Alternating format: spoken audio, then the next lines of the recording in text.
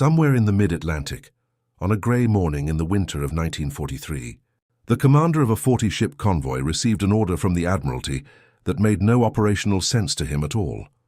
Alter course 15 degrees north. Effective immediately, no explanation given. He had favourable winds, a clear forecast, and a course already plotted for the fastest possible crossing. The new heading added nearly a full day to his voyage.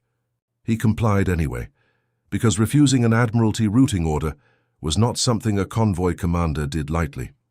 What he could not know, what almost no one outside a small, tightly guarded circle in London was permitted to know, was that 18 hours earlier, their team of cryptanalysts at Bletchley Park had decoded a German naval signal, ordering a line of 9 U-boats to form a picket directly across his original track. His convoy would sail past the exact position of a wolfpack that never knew it was there. This is not a story about a single dramatic battle.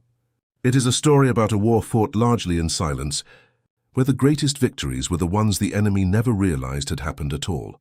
The macro picture, 2 code-breaking wars running in parallel too. Understand why a convoy commander would follow an unexplained order without question. The picture first has to widen to the strange, mirrored intelligence contest running beneath the surface of the entire Battle of the Atlantic. By 1941, both sides were reading each other's mail. British codebreakers at Bletchley Park had captured Enigma cipher material from the German U-boat U-110 in May of that year, giving the Admiralty a window, imperfect, frequently interrupted, but often decisive, into the Kriegsmarine's own naval Enigma traffic, condensed under the codename Ultra. At almost exactly the same time, German naval intelligence's own cryptological service, the B-Dienst, was reading Britain's naval cipher number 3, the very code the Admiralty used to route its convoys. For long stretches of the war, both navies were simultaneously exploiting the other's communications, which meant that convoy routing became less a matter of simple concealment and more a genuine intelligence race. Whichever side's decrypts arrived faster, and whichever side acted on them with more discipline, gained the advantage for that crossing. Ultra's usefulness came with a hard operational constraint that shaped everything the Admiralty did with it. Intelligence decrypted more than roughly 48 hours after transmission was close to useless, because a surfaced U-boat could make 17 knots against a slow convoy's 7, meaning stale intelligence described a position the enemy had already abandoned. When Ultra decrypts arrived inside that window, the Admiralty's Naval Control Service, in effect, an air traffic control system for merchant shipping, could issue a routing order, deflecting a convoy north or south around a known German patrol line, without a single shot being fired and ideally, without the Germans ever suspecting their own cipher had been the reason. The micro-picture, one signal, one convoy, one silent decision zoom from that strategic contest down to a single decrypted message, and the mechanism behind the convoy commander's baffling order becomes clear. A German U-boat, transmitting its assigned patrol coordinates to headquarters at Convoys in occupied France, sent a routine position report, precisely the kind of message the wolfpack tactic required in volume, since coordinated attacks depended on constant radio traffic between individual boats and command. That same radio discipline that made wolfpacks tactically powerful also made them structurally vulnerable. Every transmission was a potential intelligence gift, either through direct decryption at Bletchley Park or through high-frequency direction finding. The technology that let Allied ships triangulate a U-boat's approximate position simply from the direction and strength of its radio signal, without ever breaking the message's content. By early 1943, at least several ships in every escort group carried HFDF sets, giving convoys an early warning capability that functioned even during the periods when Ultra decrypts were delayed or unavailable. Once, the submarine tracking room in London had confirmed a patrol line's position, cross-referencing. Ultra decrypts against HFDF bearings whenever both were available. The decision to reroute was made by a strikingly small number of people. Only a handful of officers were cleared to see raw Ultra material at all, and the routing order that reached a convoy commander at sea carried no explanation, no source citation, nothing that could suggest the Admiralty was reading German naval codes. This was not bureaucratic caution, it was operational survival. If Dönitz's staff ever concluded that Allied convoys were consistently and specifically avoiding U-boat concentrations with a precision that couldn't be explained by luck, the entire Enigma advantage, arguably the single most valuable intelligence asset the Allies possessed, would evaporate overnight. Replaced by a new German naval cipher, the British might not break again for months. If ever friction of war, the cover story was half the operation, maintaining that secrecy was its own continuous operation, running in parallel with the actual rerouting.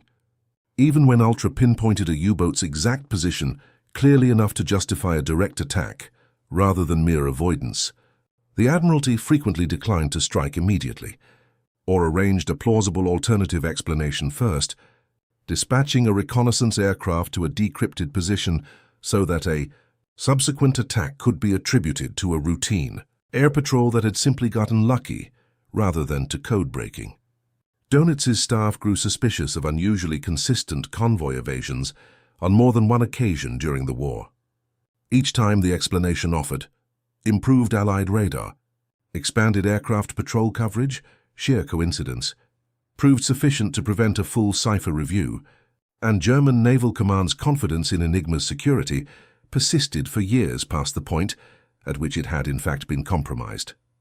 The convoy commander altering course 15 degrees north for no stated reason was, in this sense, a small link in an enormous chain of manufactured plausibility, stretching from Bletchley Park's decryption huts to the submarine tracking room in Washington to the bridge of his own ship.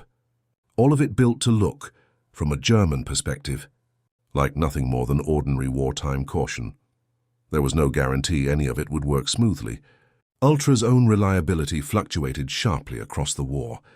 There were stretches of weeks or months when Bletchley Park could not break a newly introduced key at all, leaving the Admiralty as blind as any convoy commander to the positions of German patrol lines, and periods when B-Dienst's own success reading British naval traffic gave German U-boat command a matching, competing advantage. Convoy SC-122 and HX-229, sailing in March 1943, illustrate how thin the margin could run even at the height of Allied code-breaking capability. German wolfpacks intercepted both formations and inflicted severe losses despite Ultra's availability, a reminder that decrypted intelligence, however precise, was never by itself a guarantee of safe passage. It depended on speed of transmission, weather, escort strength, and a convoy commander's willingness to follow an order he did not, and could not fully understand. The turn of the tide by May 1943, the balance had shifted decisively. Reinforced escort groups, long-range aircraft finally capable of closing the mid-Atlantic air gap, where no land-based cover had previously reached, shipborne radar, and consistently faster ultra-decryption combined to make the Atlantic a far more dangerous place for U-boats than for the convoys they hunted. German losses in that single month reached a level Admiral Dönitz judged unsustainable, and he withdrew the main U-boat force from the North Atlantic, a retreat driven as much by convoys that simply weren't where German patrol lines expected them to be as by any single dramatic engagement. The war's most consequential naval turning point, in other words, was built substantially out of convoys that never had to fight at all because they had already, quietly, been somewhere else. Debriefing. Why the best victories left. No trace analyzed as an intelligence operation rather than a battle narrative. 4 conclusions follow. First, the Ultra rerouting program succeeded specifically because it was designed to be invisible. Its entire value depended on the enemy never recognizing a pattern, which meant the Admiralty routinely accepted operational inefficiency. Longer routes, delayed convoys, unexplained orders, as the acceptable cost of protecting a far larger strategic secret. Second, this was never a one-sided intelligence advantage. For extended periods, German B-Dienst codebreakers were reading British convoy traffic just as effectively as the British were reading German naval Enigma, meaning the true determinant of any given convoy's fate was often which side's codebreakers were currently ahead, not which side possessed superior intelligence in some permanent sense. Third, human discipline mattered as much as cryptographic success.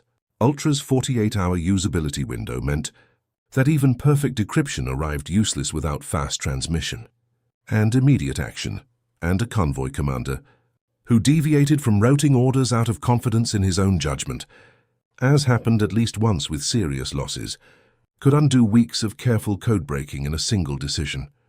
Fourth, the technology that made wolfpacks tactically devastating, constant radio coordination, was the same technology that made them strategically vulnerable to both direct decryption and HF-DF triangulation, a reminder that a weapon's greatest operational strength and its greatest intelligence vulnerability are frequently the same feature, viewed from opposite sides of the same signal. The convoy that turned 15 degrees north on an unexplained order and sailed on into calm water, while 9 U-boats waited in vain along a track it never crossed, represents a category of victory that left almost nothing behind for history to point to. No wreckage, no battle report, no casualty list. Only a routing order in an Admiralty file, and a wolfpack that spent days searching for ships that, quietly and deliberately, were never going to arrive.